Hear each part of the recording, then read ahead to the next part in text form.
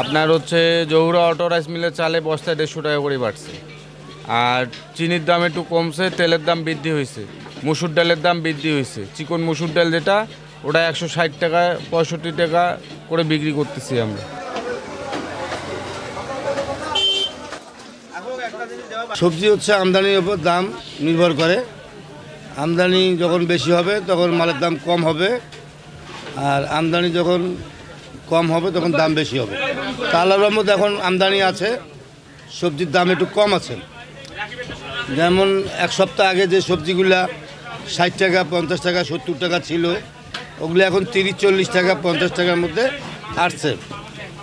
তারপরে আপনার আলু, নতুন আলু দাম কম আছে 50 টাকা। তারপর আপনার পুরানা আলু 20 টাকা 40 টাকা, যেটা যেরকম আলু এরকম দাম। ভালো মালটা ভালো দাম একটু বেশি, যেটা একটু নর্মাল ওটা একটু দাম কম।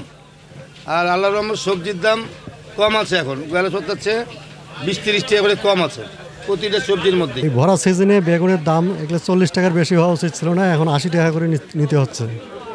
অন্য অন্য সবজি প্রতিটার দাম বেশি। আগে হচ্ছে যদি 500 টাকা নিয়ে আসতাম অনেকগুলো বাজার হইতো, এখন সেটা হয় না।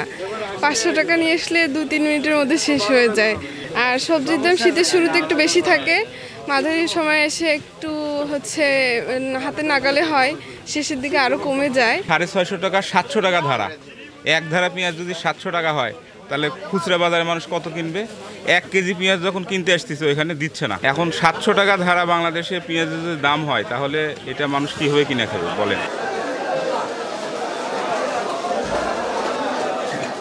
ইলিশ মাছ 1300-1200 টাকা কেজি, 800 টাকা কেজি চলছে। আর বড়টা 2600 টাকা কেজি, এরকমই চলছে দাম 3 মাস থেকে। মোটামুটি আগে একটু কম ছিল, আর এখন ইদানিং চাহিদা বেশি হওয়ার কারণে দামটা বেড়ে গেছে। আগে তো আমরা 900-1000 নিয়েছিলাম, এখন 1100 টাকা করে।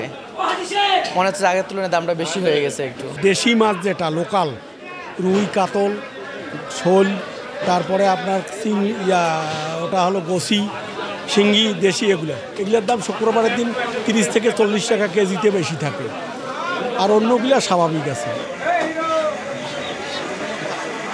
দেশি মুরগির রেট 540-20 টাকা, আর পাকিস্তানি 200, একটা আছে 240, একটা আছে 260, আর ব্রয়লার 150।